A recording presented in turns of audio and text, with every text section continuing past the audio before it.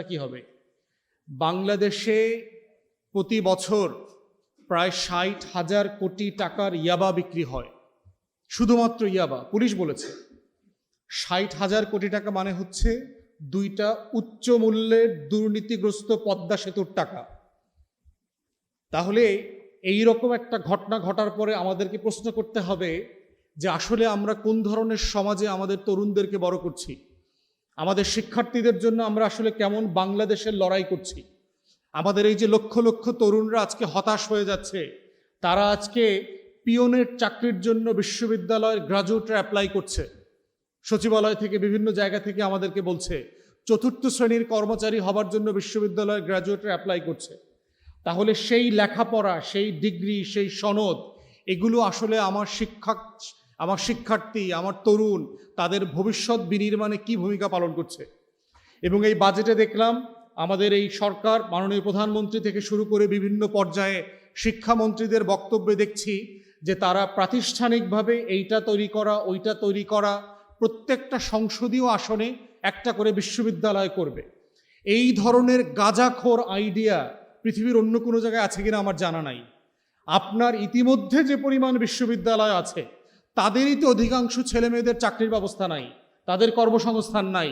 আপনি তাদেরকে নতুন করে আবার গ্রামে গঞ্জে বিশ্ববিদ্যালয় নিয়ে যাবেন, তারপর পড়ালেখা করে তারা কি করবে? অথচ আপনি যারা এমপ্লয়ার আছেন তাদের সাথে কথা বললে দেখবেন যে তারা ইন্টারভিউ করবার সময় দেখতে পায়, বুঝতে পায় যে আমাদের দেশের গ্রাজুয়েট, মাস্টার ডিগ্রি পাস ছেলে মেয়েদের অলমোস্ট কোনো দক্ষতা নাই, কোনো স্কিল নাই। আমি নির্বাচন করবার সময় আমি গ্রামে গঞ্জের স্কুলগুলোতে দেখেছি, একদম প্রত্যন্ত গ্রামের স্কুলে গিয়ে জিজ্ঞেস করেছি তোমাদের বাবা কৃষক কারা কারা, একটা ছেলেও হাত তোলে নাই, এমন স্কুলও দেখেছি। অথচ তারা প্রত্যেকে কৃষক পরিবারের ছেলে। শিক্ষক, হেড টিচার পর্যন্ত সারপ্রাইজড হয়ে গেছে। উঠতে পারাটা, আমরা তো জালও মারতে শিখেছি, খালে গিয়ে তো ডুবাইতেও শিখেছি। তাহলে এই যে লাইফ স্কিল থেকে বিচ্ছিন্ন করে একটা বিশাল জনগোষ্ঠী তৈরি করা হচ্ছে, তাদেরকে দিয়ে আসলে আপনি কি করবেন? তাদেরকে আপনি আসলে কি বানাবেন ভবিষ্যতে? তাদেরকে কি আপনি বার্মার, মিয়ানমারের ইয়াবাখোর বানানোর চেষ্টা করছেন? এই ইয়াবার শতাংশ কি আমাদের শিক্ষামন্ত্রীরা পায়? তাদেরকে কি ভারত থেকে আসা ফেন্সিডিলের আপনারা কাস্টমার বানাচ্ছেন বাংলাদেশে? শিক্ষিত বেকার মানি হচ্ছে সে হতাশাগ্রস্ত হবে, সে ফেন্সিডিল খাবে, সে ইয়াবা খাবে। তাহলে এই ব্যবসার টাকা কি আমাদের শিক্ষা মন্ত্রণালয় থেকে শুরু করে আমাদের শিক্ষার সাথে জড়িতরা, যারা ফেন্সিডিল ব্যবসায়ী আছে, যারা ইয়াবা ব্যবসায়ী আছে, তাদের সাথে মিলেমিশে করছেন? তাহলে এই শিক্ষা ব্যবস্থার মধ্যে আমরা কোনো বাস্তবতা দেখতে পাচ্ছি না। আমরা ধারণা করেছিলাম যে একটা নতুন নির্বাচিত সরকার আসলে পরে এই দৃষ্টিভঙ্গিগুলোর মধ্যে পরিবর্তন আসবে। কি পরিবর্তন? মৌলিকভাবে আমরা যেগুলো প্রস্তাব করেছেন তার ভিতরে কোনো মৌলিক কাঠামোর পরিবর্তন দেখতে পাচ্ছি না। শুধুমাত্র প্রতিষ্ঠান বাড়াও, টাকা বাড়াও, বেতন বাড়াও, নতুন বিল্ডিং করো, ভবন করো, কিন্তু এর মধ্য দিয়ে এই তরুণরা, তরুণীরা আসলে আগামী দিনে কি হয়ে উঠবে, কিভাবে তাদের ভবিষ্যৎ কেরিয়ার গড়বে, তার কোনো স্বপ্ন নাই। অতএব সেই জায়গায় বাংলাদেশ ছাত্রপক্ষের উপরে আজকের এই ঐতিহাসিক রেসপন্সিবিলিটি আছে বাংলাদেশ সরকারকে প্রশ্ন করা, জবাবদিহিতার মধ্যে আনা, যে তাদের ভবিষ্যতের জন্য, তাদের ভবিষ্যতের কেরিয়ার তৈরি করবার জন্য, হতাশাগ্রস্ত বাস্তবতা থেকে বেঁচে থাকার জন্য তারা আসলে কি প্রস্তাব করছে, কি আয়োজন করছে, এবং সেই আয়োজনের জন্য লড়াইটা করা, যেন তাদেরকে ফেন্সিডিল ইয়াবার মুখোমুখি না হতে হয়, তাদেরকে যেন একটা অনিশ্চিত ভবিষ্যতের দিকে যেতে না হয়। প্রথম মাস্টার্সের পরে আবার দ্বিতীয় মাস্টার্স পরে বাংলাদেশের ছেলেমেয়েরা, একটা মাস্টার্সের পরে আবার দ্বিতীয় অনার্স করবার প্ল্যান করে, প্যারালালি 2টা অনার্স কোর্স করতেছে, প্যারালালি লেখাপড়া শেষ করে আবার ট্রেনিং কোর্স করতেছে, আবার এমপ্লয়মেন্ট, কাজ শেখার জন্য যুব যে মন্ত্রণালয় আছে সেখানকার ট্রেনিং কোর্সগুলো করতেছে। তাহলে আপনি এটা আগে শেখান নাই কেন? কারিগরিকে আপনি আলাদা কেন করলেন? আপনার লেখাপড়ার মেইন স্ট্রিমে কেন ছেলেমেয়েরা কারিগরি শিখছে না? তাহলে তারা ভবিষ্যতে কি করবে? তারা ভাষা শিখতেছে না, আইটি স্কিল শিখতেছে না। অতএব এই কাঠামোগত শিক্ষার যে সংগ্রাম এবং লড়াই, সেইখানে আমরা বোধ করছি যারা আজকে শিক্ষার্থীরা আছেন তাদেরকে সিরিয়াসলি এটা মাথায় নিতে হবে। কারণ দিন শেষে এইটা তোমাদের লড়াই। রাষ্ট্রর কাছ থেকে তোমাদের হিস্সা যদি তোমরা বুঝে নিতে না পারো, এই রাষ্ট্র তোমাদেরকে হিস্সা দেবে না, এবং দেবে না যে সেটা বারবার প্রমাণিত হচ্ছে। এই জন্য এই সোনার বাংলায় বদিরা এমপি হয়, বড় বড় টাউট বাটপাররা মন্ত্রী হয়, ক্লাউন হয়, বাংলাদেশে ইউনিয়ন মন্ত্রীরা লিখে নিয়ে যাচ্ছে তাদের ছেলেদের নামে। কিরকম সোনার বাংলা তোমরা দেখছো না? ছেলের নামে। অতএব আগামী দিনে তোমরা যাদের বিয়ে শাদী করবা, কারা কোন বর্ডারে থাকতেছো তাদের পোলাপানের নাম ঠিক করে রাখবা এখন থেকে। কে কোন নদীর পাড়ে থাকো, কে কোন জেলায় থাকো, কে কোন জেলার কোন সীমান্তে থাকো, সেইটা মাথায় রেখে পোলাপানের নাম ঠিক করবা। ক্ষমতা নিয়েই এলাকার জেলার নাম বদলায় দিবা, উপজেলার নাম বদলায় দিবা, ইউনিয়নের নদীর নাম, মাছের নাম, হাড়ি পাতিল সব কিছুর নাম বদলায় দিবা, গাছের নাম বদলায় দিবা। বাংলাদেশের রাস্তাঘাট যা কিছু আছে, ফল টল সব বাংলাদেশের সব কিছুর নাম বদলায়া বিএনপি সরকারের এমপি মন্ত্রীদের নামে করার জন্য দাবি করছি আজকের এই প্রোগ্রাম থেকে আমরা।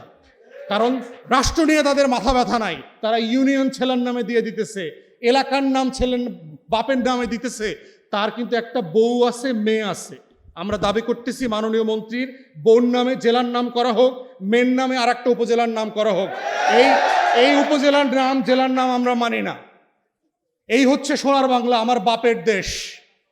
এই বাপের দেশ করতে গিয়া কিন্তু আওয়ামী লীগের শেখ হাসিনার পতন হয়েছে। মাননীয় মন্ত্রী মাথায় রাখেন, লাখো শহীদের রক্তে কেনা দেশটা কারো বাপের না। এটাই হলো ২৪-এর স্লোগান। দেশটা বাপের বানানোর চেষ্টা করবেন না, দেশটা যাদের তাদের হাতে দেশটা বুঝিয়ে দেন।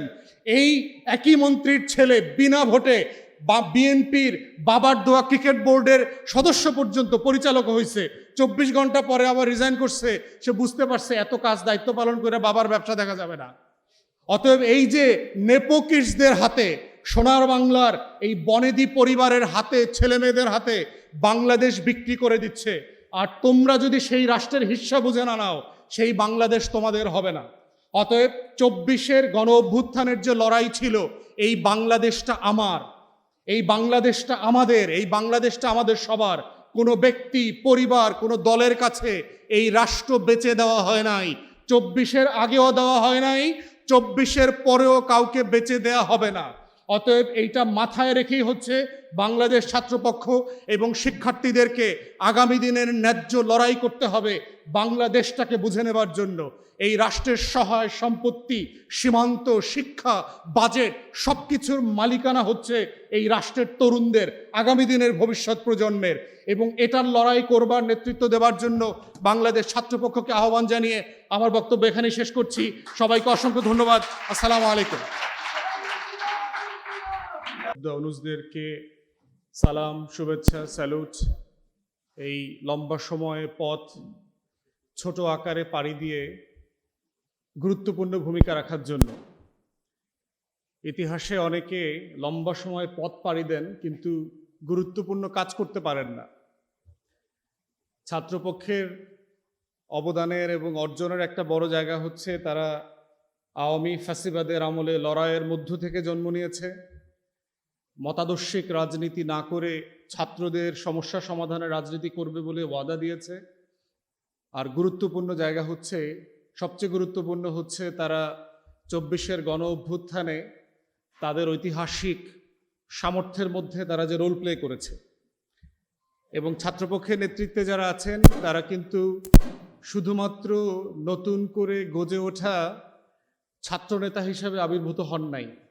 তারা স্কুল জীবন থেকে বাংলাদেশে গত ১৭-১৮ সাল থেকে অনেকগুলো শিক্ষার্থীদের আন্দোলনের সাথে অ্যাক্টিভলি ছিলেন এবং অংশগ্রহণ করেছেন, তাদের জায়গা থেকে নেতৃত্ব দিয়েছেন। ছাত্রপক্ষের সভাপতি আমাদের ছোট ভাই প্রিন্স, তিনি নিরাপদ সড়ক চাই আন্দোলনে অ্যাক্টিভলি রোল প্লে করেছেন। আমাদের সহযোদ্ধা রাফে ফাত্তা থেকে শুরু করে দেশের এই প্রাণকেন্দ্রে এবং বাহিরে যারা বিভিন্ন জায়গায় নেতৃত্ব দিচ্ছেন, বরিশাল থেকে আমাদের ছোট সহযোদ্ধা আসছেন, আয়ুব নবী, রাজশাহী বিশ্ববিদ্যালয়ের মোস্তফা থেকে শুরু করে বিভিন্ন জেলায় দেখেছি ছাত্রপক্ষের সাথে যারা কাজ করছেন তারা যার যার জায়গা থেকে ঐতিহাসিক ফ্যাসিবাদ বিরোধী আন্দোলন, গণ অভ্যুত্থান, নিরাপদ সড়ক চাই আন্দোলন, ভ্যাট বিরোধী আন্দোলন, প্রত্যেকটা লড়াই সংগ্রামে যার যার জায়গা থেকে অ্যাক্টিভলি রোল প্লে করেছেন। অতএব এই নেতৃবৃন্দের যে কাঠামো, সেখান থেকে আমরা দেখতে পাচ্ছি যে একটা নতুন রাজনীতির আকাঙ্ক্ষার সূতিকাগার হিসাবে ছাত্রপক্ষ গড়ে উঠছে। হয়তো এমনটা মনে হতে পারে যে বড় বড় ছাত্র সংগঠনের তুলনায় এরকম হাজার হাজার লক্ষ লক্ষ মানুষের ভিড় এখনো হয় নাই, মাথায় রাখতে হবে যে পৃথিবীতে অনেক বড় বড় রোল প্লে করেছেন এক একজন ব্যক্তি, একটা ছোট টিম, একটা ছোট সংগঠন, যারা মোটা দাগে বড় আকারে হাজির ছিলেন না, কিন্তু ইতিহাসের গুরুত্বপূর্ণ বাঁক বদলে দিয়েছিলেন। এবং ছাত্রপক্ষের কাছ থেকেও আমরা দেখেছি যে তারা তাদের সে ঐতিহাসিক ভূমিকা তাদের জায়গা থেকে সাধ্যমতো পালন করবার চেষ্টা করছেন। তাই ছাত্রপক্ষকে আবার অভিনন্দন, শুভেচ্ছা। আপনারা অনেকক্ষণ থেকে বসে আছেন, আমি শুধু একটু বাজেট আর শিক্ষা নিয়ে একটু কথা বলবো। প্রথম কথা হচ্ছে যে বাজেটে প্রতি বছর শিক্ষা নিয়ে যখন আলোচনা হয় তখন বলা হয় যে আমাদের শিক্ষার্থীদের বাজেটে শতাংশ কত দেয়া হবে এবং কত শতাংশ শিক্ষার্থীদের আপনার মিল দেয়া হবে, ভর্তুকি দেয়া হবে, বেতন বাড়ানো হবে শিক্ষকদের, এই আলোচনাগুলো হয়। কিন্তু যেই গুরুত্বপূর্ণ আলোচনাটা সবচেয়ে আমাদের শিক্ষা ব্যবস্থা থেকে মিসিং, সেই জায়গাটা হচ্ছে যে আমাদের প্রতি বছর যে লক্ষ লক্ষ তরুণরা চাকুরির বাজারে আসছেন, 15 থেকে 20 লক্ষ তরুণ, এই তরুণদের এমপ্লয়মেন্টের ব্যবস্থাটা কি হবে, কর্মসংস্থানের ব্যবস্থা